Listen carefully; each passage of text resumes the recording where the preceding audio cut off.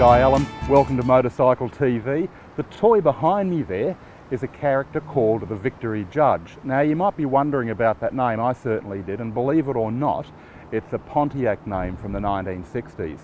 The bike itself, well, the reason we're talking about this bike, and we'll be talking about another one out of the Victory range in this same video, is because you can get them for $20,000 on the road. Now I know that's a substantial amount of money, but in the local market, $20,000 for a full-size American V-twin is actually pretty good value.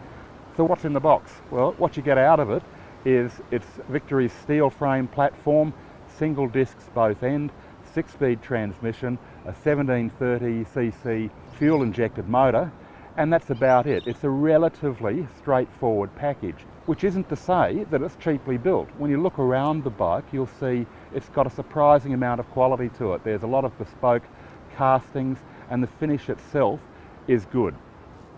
The proof in the pudding, of course, is what's it like to ride. And this is where Polaris, which owns Victory and has also bought Indian in recent times, has really made some advances into this category.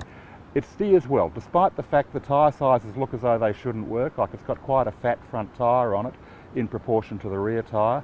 And it's a typical cruiser, your feet forward, it's low slung, it's got a fair bit of rake on the front. Despite all of those things, it actually turns in very predictably, surprisingly lightly for a 300 kilo motorcycle, and you can feel exactly what's going on. The cornering clearance is good for a cruiser. I wouldn't call it generous, but it's good for a cruiser. It's certainly ample for this kind of bike. You will touch it down if you're getting enthusiastic, but there's no surprises when you do. Braking is okay. It's nothing to write home about, but it's certainly fine. You have got a single disc at each end and a fair bit of motorcycle to pull up, so it's never going to be sensational. And the motor's lovely, crisp, lots of torque everywhere, which you expect for one of these big lazy V-twins, 1730cc. Of course, it's going to have a fair bit of grunt. You're not going to win any races on the thing, but as something to use either in town or even out on the open road, and particularly out on the open road really is where it's happiest, it's just a lovely, easygoing bike to ride. So as a package, it stacks up well. Really, no argument with the price. Now let's go and have a look at the other offering at $20,000.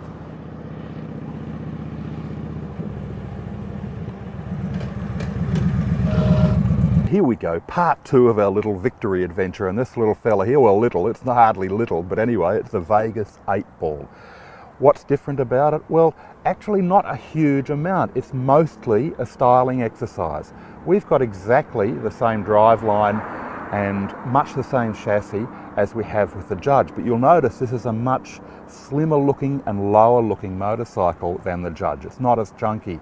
We've got very different wheels, much narrower front wheel, and we've got a slightly smaller tank, just that slightly slimmer profile on it. Not a huge difference in capacity, 17 litres versus 17.8.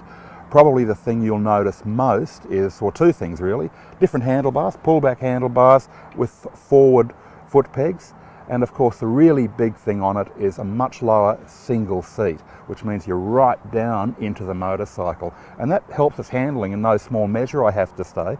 It may not look like the greatest handler in the world, but you'd be surprised. It's very easy to flick about, and it's surprisingly responsive. The only disadvantage really in that area is, like the Judge, it doesn't have a huge amount of cornering clearance, so you've got a couple of limitations there.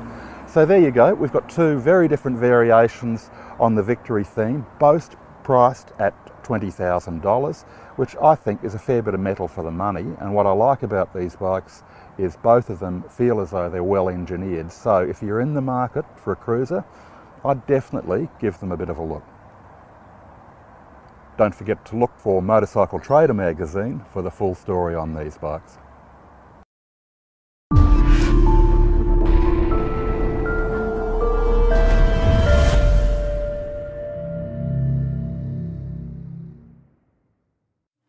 I knew she was the one. The heart's going a million miles an hour, the mouth's dry. It's love, mate. Pure and simple. In '71, this was the fastest four-door car in the world. Back then you could pick one up for a bit over $4,000. Insurance, it's got to be Shannon's.